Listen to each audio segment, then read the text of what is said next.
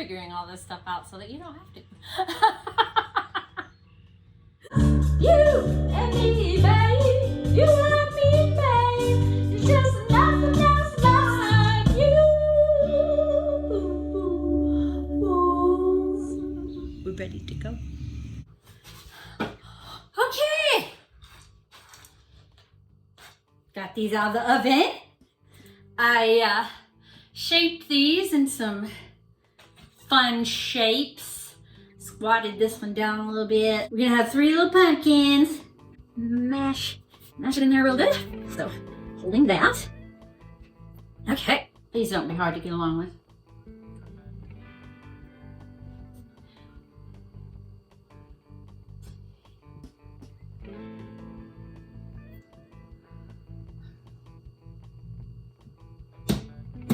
Hard to get along with. Cornstarch!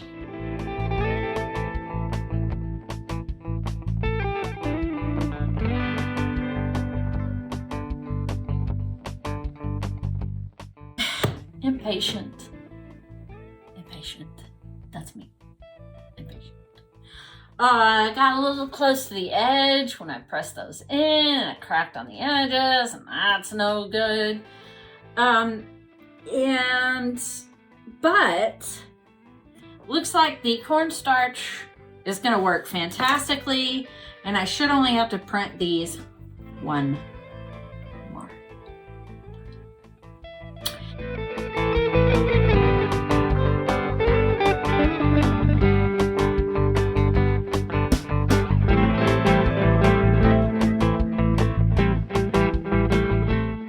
I wish that I had made a little handle on these things to get them out of the clay cleanly.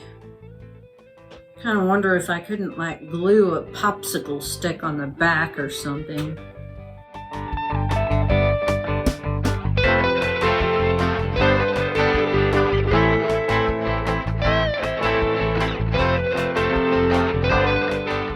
Thus far, I've only made the sprig molds. I've only made the masters that I've used for the sprig molds, but this is a found object, and you can totally use a found object for a sprig mold, like this, or like something, you know, like this, if you wanted to make it easier to use for whatever reason. This is metal. Metal notoriously sticks, so what in the world are you doing trying a metal object on this? Well, you know, we're just gonna pretend like it's gonna work, and it's gonna work the first time. But I'm gonna put it face down. It needs to be symmetrical, or you gotta print it backwards. And then, of course, I want it deeper. So I'm just gonna press it as far down as it'll press. And then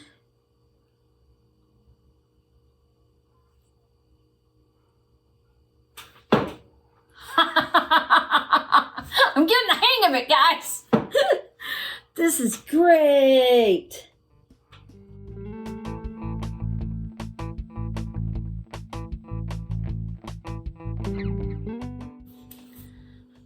Okay, this one we're not gonna keep. There's too many, I made too many mistakes on it. As I was getting my flat, it was a little too wet. And so the clay didn't fall off. You gotta wait until it's basically shaving like this. And it wasn't, and I thought it'd be all right, and it wasn't. So now, like, look at this one right here. I've got all these chips and gouges and stuff like that. But I was thinking about this, and I was thinking this really isn't the best way to do this anyway. So we're gonna redo these in a different way that I think is going to work better for making them, and I think it's gonna work better for using them. I think it's gonna work better all the way around. This one is looking really good. And you can see how now I can take a piece, a wad of clay, I can stick it in there, and then I can just slice it and spread it and have a real nice clean sprig, because it's touching all the way across and I've got a nice even sprig. So I can really get the clay in there, and the more detail you have, the more important that is. So that one's good.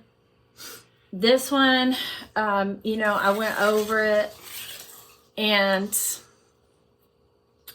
I can't decide if I'm going to fire it or if I am going to do it over when I do these over. So, but that's the next task, is to redo this. Okay, so I'm going to do these in kind of a stamp fashion.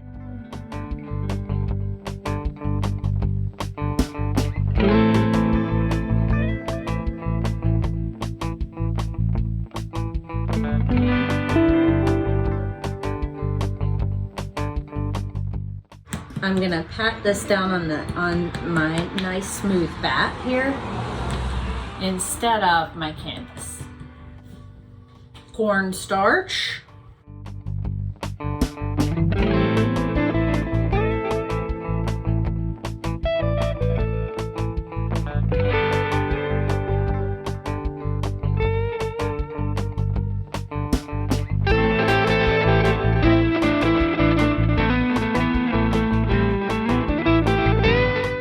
Oh wow, he went in there deep, didn't he?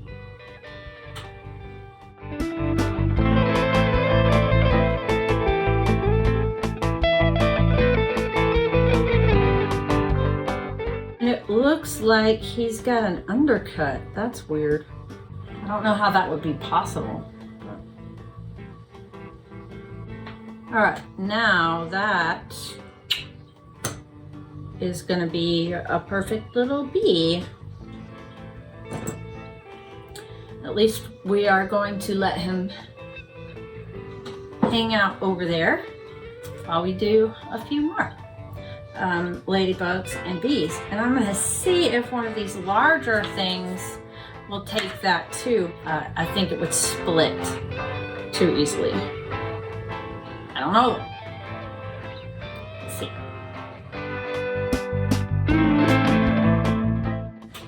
As far as the bees and the butterfly and the ladybugs are concerned, they look great. And they were under plastic overnight. But then I came in and got rid of any undercuts and scraped over the top so I had a nice, even, smooth finish, so that I can put a wad of clay right there and just, and done. As far as the pumpkins are concerned, I was able to get this. And I really have no idea why there was so much undercutting. I had to pull all of these edges out. And if you were to put clay in this without pulling those edges out, you'd never get the clay out in one piece, because it would have to go underneath basically a little shelf, if you will. So this is going to dry overnight, and then I'm going to scrape those little boogers off the bottom. And in the meantime, I just have to let the boogers sit there, which is kind of excruciating. Because I know from experience that if I try and get them off now, it is not going to be pretty. This is future Emily, because past Emily didn't have her stuff together well enough to really show you the process for doing the larger items.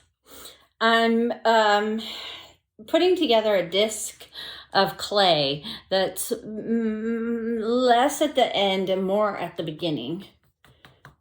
Powder up that clay, and it's very much the same process as the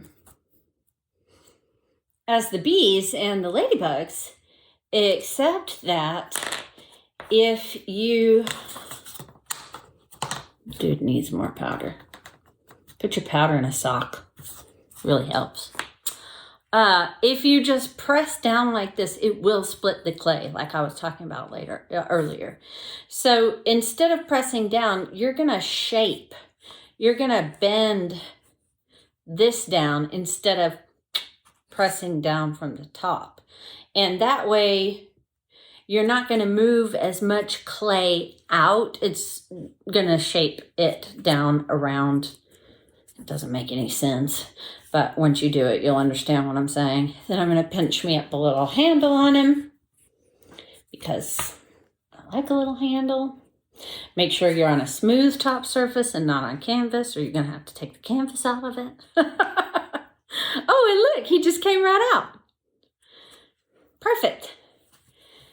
So there, I'm going to trim up those edges and make the outside look nice. That one didn't have any undercuts. This one did. But this is the one that I did yesterday. And I got them all out and ready to go. But this is fantastic.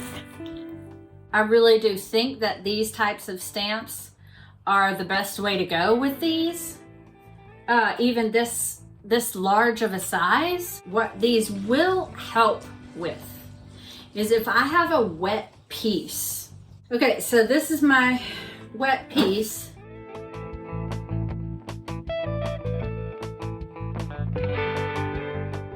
So I have my sculpture or whatever I'm working on. I've got my mold. I put the sprig into the mold, and I'm not gonna, risk this. And then I can place it exactly on my piece where I want it to go. And that's what these are. They rock at that. Oh.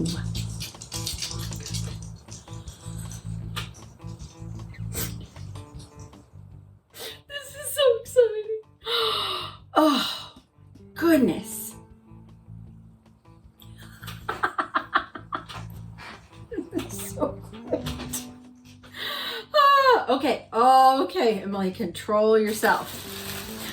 Hopefully, all of this will get into the next bisque kiln load. But if that's gonna happen, I've got some handles to do. And I'm looking very, very forward to the next. I'm looking forward to all of it. And we've got some really great things coming up for sure. So, if you have opinions on what we should do next, drop me a line. Make sure you hit the like button before you go. Thanks for coming.